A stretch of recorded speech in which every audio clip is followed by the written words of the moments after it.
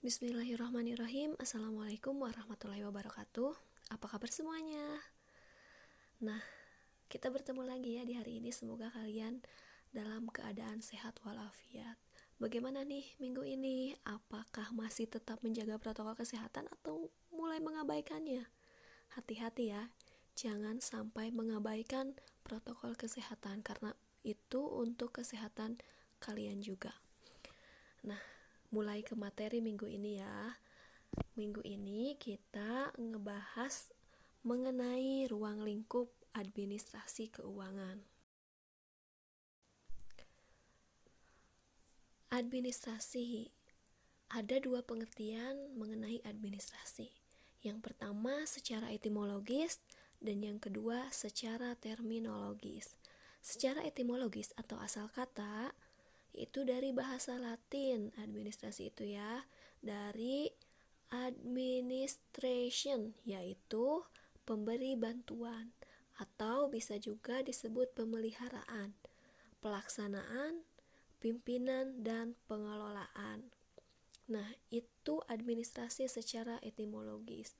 Ada lagi dari bahasa Belanda. Sorry, ini salah nulis ya. Administrasi, yaitu dari bahasa administrati, yaitu artinya usaha.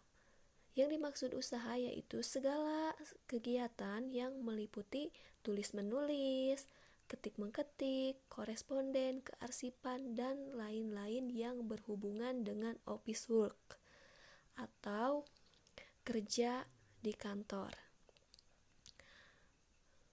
Kemudian dari bahasa Yunani, kata administrasi berasal dari ed dan ministrare ya. Artinya mengabdi, melayani, dan berusaha untuk memenuhi harapan setiap orang. Kemudian secara terminologis, pengertian administrasi itu sangat luas, yaitu segenap proses pengelolaan atau kerjasama sekelompok orang dalam suatu organisasi untuk mencapai tujuan secara efektif dan efisien.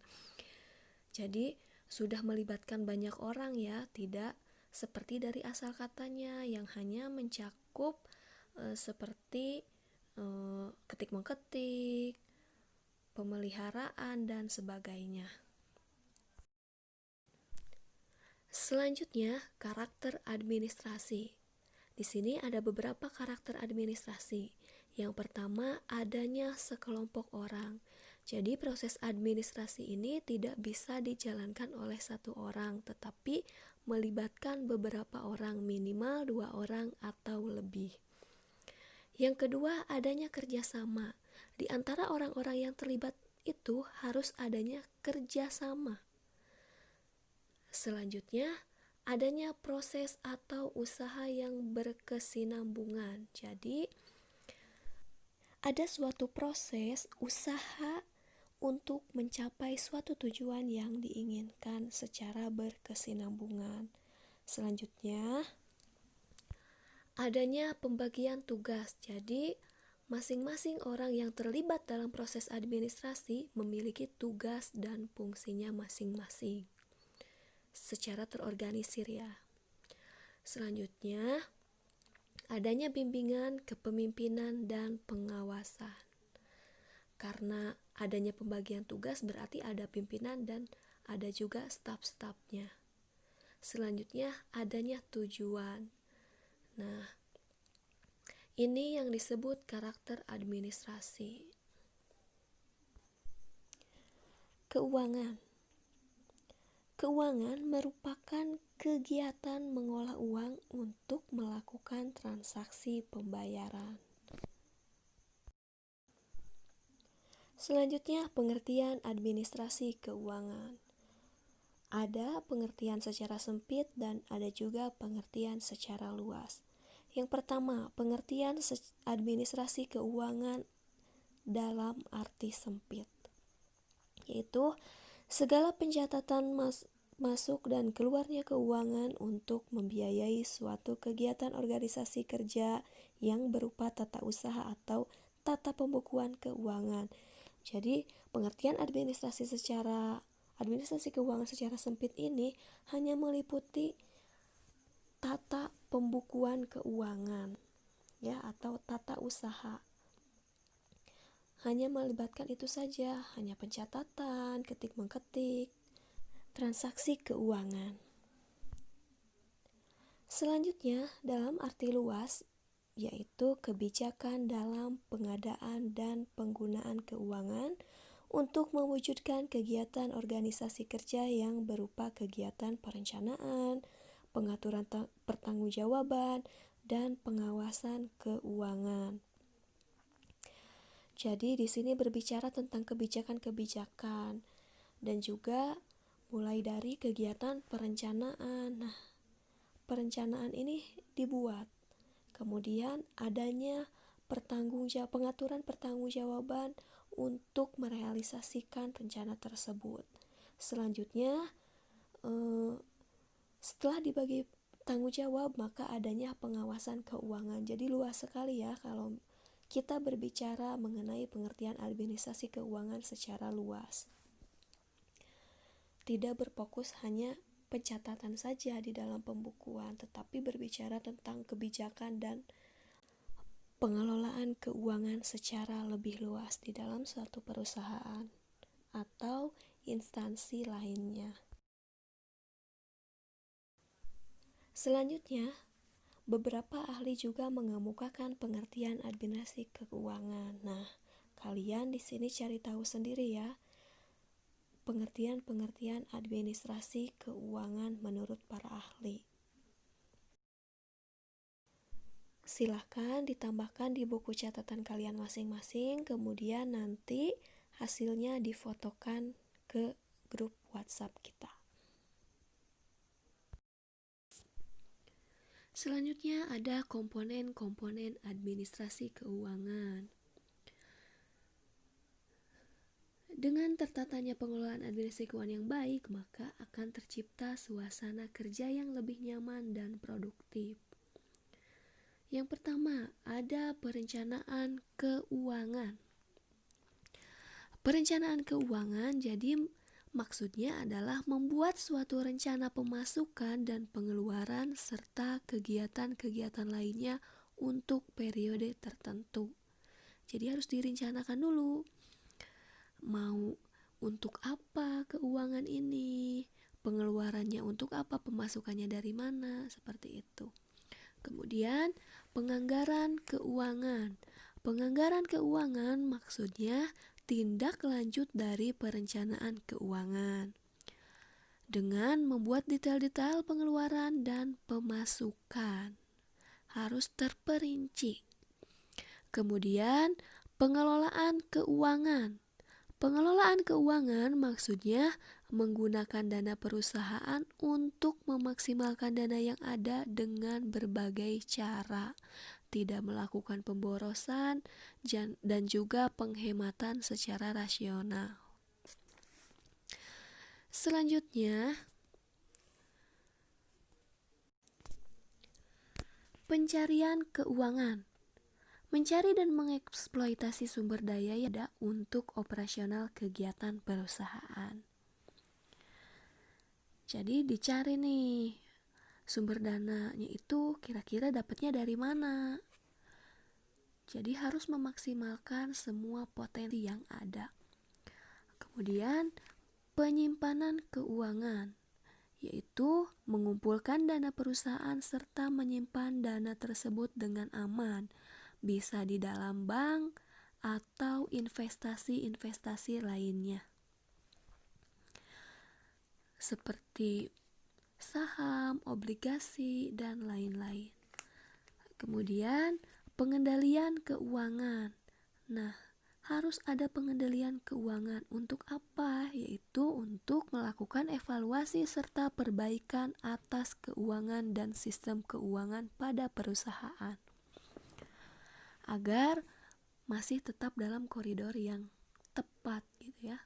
Karena keuangan ini rentan sekali penyalahgunaannya kalau tidak ada pengendalian yang baik. Pemeriksaan keuangan. Nih, yang terakhir yang dimaksud dengan pemeriksaan keuangan yaitu melakukan audit internal atas keuangan perusahaan yang ada agar tidak terjadi penyimpangan. Jadi adanya nanti suatu monitoring. Jadi tiap periode itu adanya pemeriksaan-pemeriksaan dari pihak internal agar diketahui apakah pengalokasiannya itu sudah sesuai rencana atau malah disalahgunakan. Prinsip administrasi keuangan. Dalam mengelola keuangan atau manajemen keuangan adalah tindakan yang diambil dalam rangka menjaga kesehatan keuangan organisasi. Jadi harus diterapkan beberapa prinsip-prinsip oleh perusahaan agar keuangannya tetap dalam keadaan sehat. Yang pertama, ada konsistensi atau konsistensi. Konsistensi merupakan sistem dan kebijakan keuangan dari organisasi yang harus konsisten dari waktu ke waktu. Tetapi hal ini tidak berarti bahwa sistem keuangan itu tidak boleh disesuaikan apabila terjadi perubahan di organisasi. Kenapa sih harus konsisten? Nah, alasan manajemen keuangan itu harus konsisten karena pendekatan yang tidak konsisten terhadap manajemen keuangan merupakan suatu tanda bahwa terdapat manipulasi di dalam pengelolaan keuangan. Selanjutnya, akuntabilitas atau accountability, yaitu kewajiban moral atau hukum yang melekat pada individu, kelompok, atau organisasi untuk menjelaskan bagaimana dana, peralatan, atau kewenangan yang diberikan pihak ketiga telah digunakan.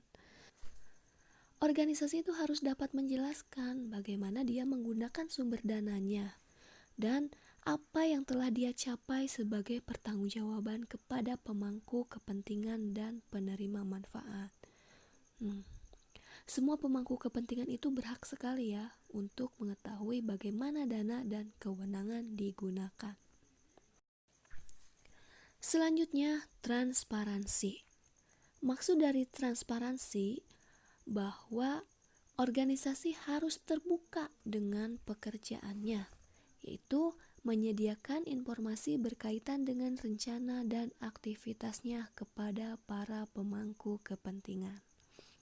Termasuk di dalamnya itu menyiapkan laporan keuangan yang akurat, lengkap, dan tepat waktu, serta dapat dengan mudah diakses oleh pemangku kepentingan dan penerima manfaat.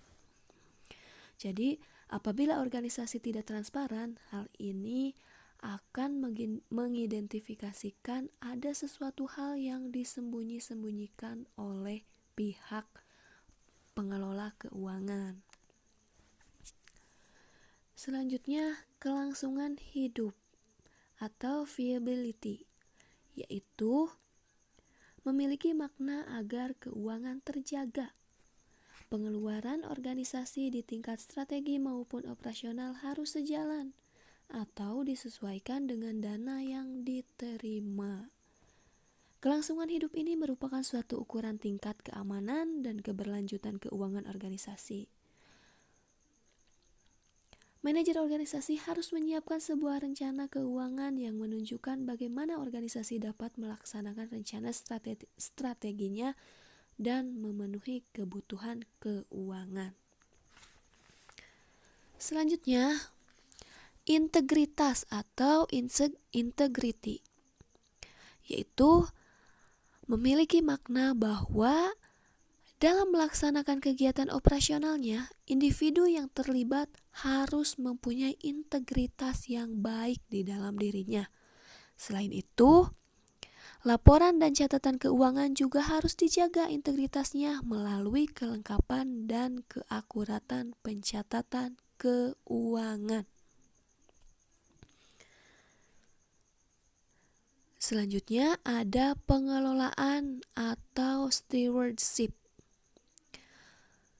Maksudnya bahwa organisasi ini harus dapat mengelola dengan baik dana yang telah diperoleh dan menjamin bahwa dana tersebut digunakan untuk mencapai tujuan yang telah ditetapkan sebelumnya.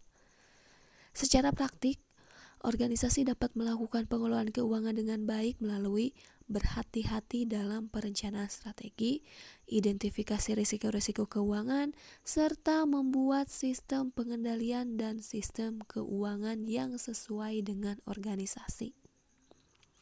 Yang terakhir ini adalah standar akuntansi atau accounting standard, yaitu bahwa sistem akuntansi dan keuangan yang digunakan organisasi harus sesuai dengan prinsip dan standar akuntansi yang berlaku secara umum. Hal ini berarti bahwa setiap akuntan di seluruh dunia dapat mengerti sistem yang digunakan organisasi tersebut. Sampai sini semoga kalian dapat memahami materi yang saya sampaikan. Kalau misalkan ada pertanyaan seperti biasa kita akan diskusi di grup. Lebih bagus jika kalian mencari tahu materi ini lebih lanjut, bisa dari internet, bisa dari buku, ataupun berdiskusi dengan teman-temannya juga bisa. Selanjutnya kita masuk ke tujuan dan manfaat administrasi keuangan. Nah, tujuan dari administrasi keuangan ini adalah sebagai berikut. Yang pertama, tujuannya adalah memperlancar proses keluar masuk uang. Ini sudah jelas ya, bahwa dengan adanya administrasi keuangan, maka pengelolaan keuangan dapat dikontrol dengan mudah sehingga memperlancar proses keluar masuk uang. Kemudian mempermudah transaksi keuangan. Ketika berbicara mengenai administrasi keuangan, berarti ada suatu proses yang dijalankan secara sistematis. Oleh karena itu dapat mempermudah transaksi uang. Kemudian adanya bukti-bukti transaksi. Jadi bukti-bukti transaksi ini terdokumentasi. Kemudian mengetahui kondisi atau keadaan keuangan di perusahaan dalam suatu periode tertentu. Kalau misalkan ada atasan yang memerlukan laporan keuangan, ini akan mudah sekali ditemukan ketika pengadministrasian keuangan itu dilakukan secara baik. Selanjutnya yaitu manfaat dari adanya administrasi keuangan. Yang pertama, teraturnya penerimaan maupun pengeluaran keuangan di dalam suatu organisasi. Yang kedua, pemanfaatan uang mampu dikendalikan dan dikoordinasikan dengan baik. Dan yang ketiga, berkurangnya kekeliruan dalam pembuatan laporan keuangan. Nah, cukup sekian dulu ya materi untuk hari ini. Sekali lagi saya harapkan kalian bisa memahami materi yang saya sampaikan. Dan saya harapkan juga kalian tidak cukup dengan materi yang saya sampaikan ini, sehingga kalian bisa mencari tahunya di dalam sumber yang lain. Untuk hari ini, pembelajaran kita dicukupkan sekian dulu ya. Semoga kalian selalu sehat. Dan untuk hari ini tidak ada tugas, tapi kalian persiapkan materi yang akan kita pelajari minggu depan, yaitu mengenai petugas administrasi keuangan. Kalian boleh searching dulu atau bisa pinjam buku dari sekolah. Saya cukupkan dulu ya untuk pertemuan kali ini. Selamat beraktivitas.